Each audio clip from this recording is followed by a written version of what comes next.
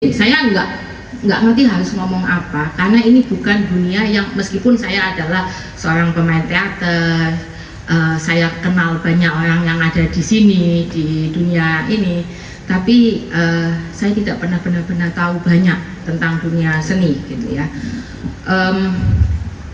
Karena saya ini lahir, saya produk dari sebuah negara yang menganggap seni itu sesuatu yang kelas baru kelas 2, mungkin kelas 3, 4, 5 aja.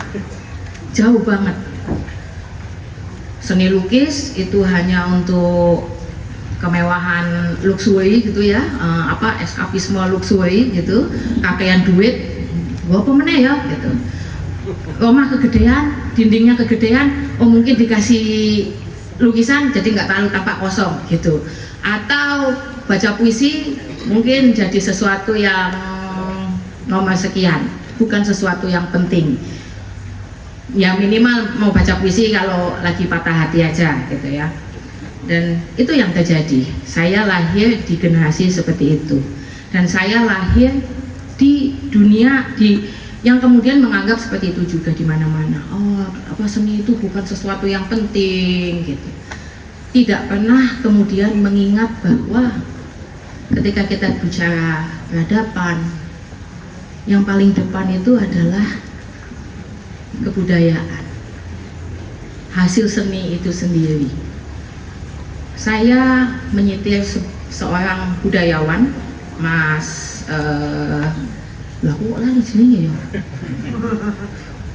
Mas Adar Pancadhana, yang selalu bilang kejahatan suatu rezim itu bukan membunuhi masyarakatnya, tapi kejahatan yang jauh lebih besar itu adalah memotong kemampuan rakyatnya untuk berimajinasi.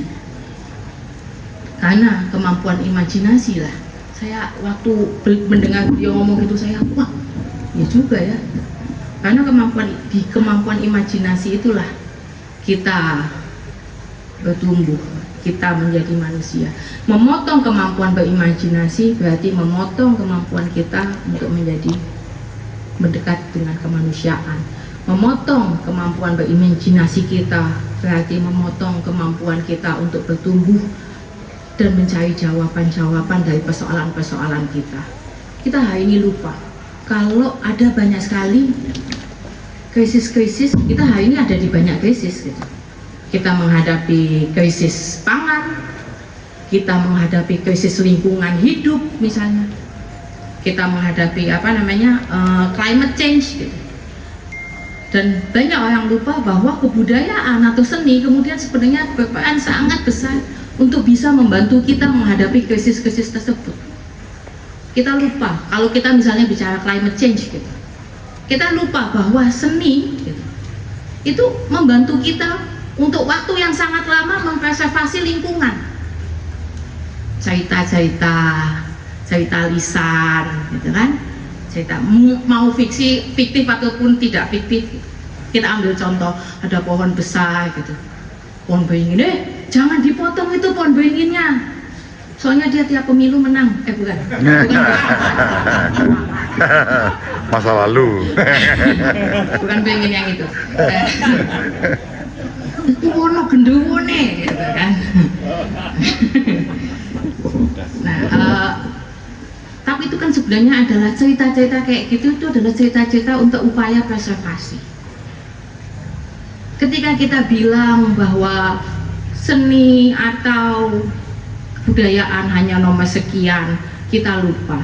Kita membangun kebudayaan, kita membangun peradaban melalui cerita-cerita yang diceritakan oleh orang tua kita setiap malam. Dongeng-dongeng, di mana kita membangun dunia ini. Jadi buat saya kebudayaan itu sesuatu yang jauh lebih kuat daripada hanya diletakkan di produk kebudayaan kemudian dijual. Dia adalah alat yang begitu kuat.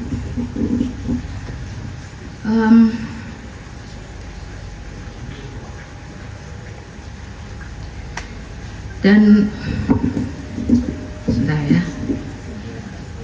Dan kita akan menghadapi tahun politik. Mungkin salah satu yang bisa kita lakukan adalah kita melihat bagaimana sudut pandang para calon-calon mengenai wawasannya mereka terhadap seni dan kebudayaan. Di mana mereka meletakkan kebudayaan?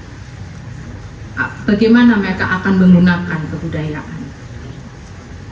Dan saya rasa itu akan menjadi sesuatu yang penting. Untuk itu, Nasiun 2024 ya, jangan lupa.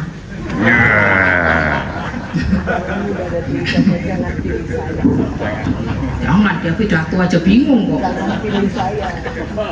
Dia pakai batik aja dedek.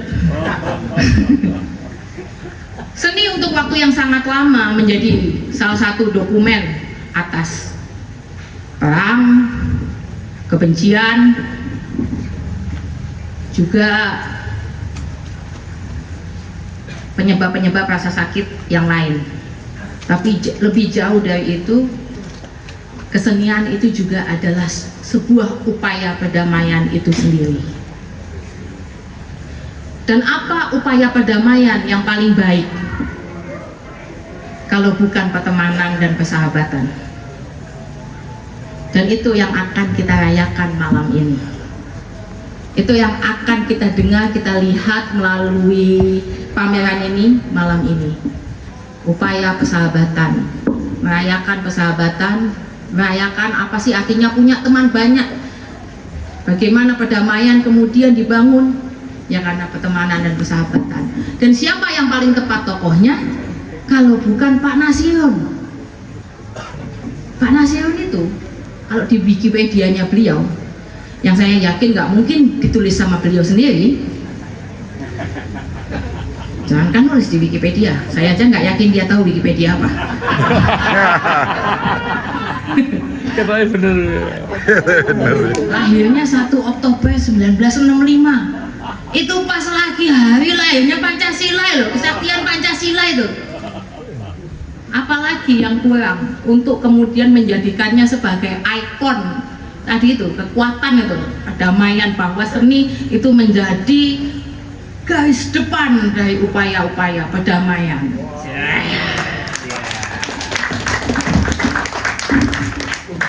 Pak Nasiun ini juga rumahnya sangat terbuka untuk semua orang. Kita semua pasti pernah ke rumahnya Pak Nasiun. Sangat terbuka, kita bisa datang kapan saja. Entah karena Pak Nasiun memang legowo menerima kita dengan senang hati, atau karena rumahnya kegedean sehingga dia nggak tahu kalau ada orang datang di sebelah sana dia sibuk bubuk siang. Tapi yang pasti Pak Nasiun itu selalu terbuka. Beliau menjadi buku terbuka untuk siapapun, untuk yang mau belajar, untuk yang mau mencari inspirasi, minimal untuk mau ngopi bareng, ya Pak ya. Oh iya, makanya cocok bagi bapakku. Maka hari ini saya senang sekali bisa diundang di sini bicara. Saya nggak mau panjang-panjang. Saya senang sekali diundang di sini karena saya artinya dianggap menjadi bagian dari pertemanan dan persahabatan Pak Nasiun. Dan saya juga senang karena datang ke sini ini semuanya, insya Allah ini adalah upaya meng-NU-kan ya.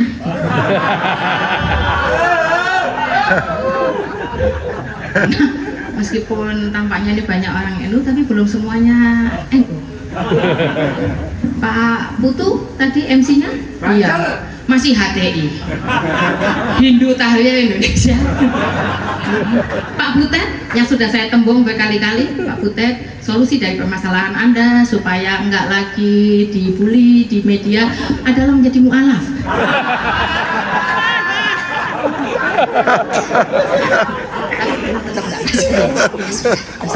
Nggak poligami.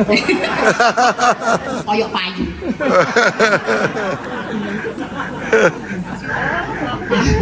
Jadi itu ya itu saja. Saya nggak akan banyak bicara karena saya tahu betul saya paling hanya dibayar pakai gudeg mangga. Itu pun yang bayar Bu Ila, bukan Pak Nasiun, karena Pak Nasiun nggak pernah megang duit. Saya nggak akan panjang lebar, tapi yang pasti persahabatan itu adalah upaya paling penting untuk transfer nilai, inspirasi, support dan juga cuan yang paling besar. Terima kasih atas undangannya Pak Nasiun dan Pak OHD. Selamat merayakan Hari Raya Seni, selamat merayakan persahabatan. Assalamualaikum warahmatullahi wabarakatuh. Waalaikumsalam. Waalaikumsalam warahmatullahi wabarakatuh. Terima kasih. Jangan turun. Sahabat peradaban kasih yang terkasih, sampai jumpa pada episode berikutnya. Terima kasih atas kebersamaan kita. Salam peradaban kasih ekologis. Berkah dalam.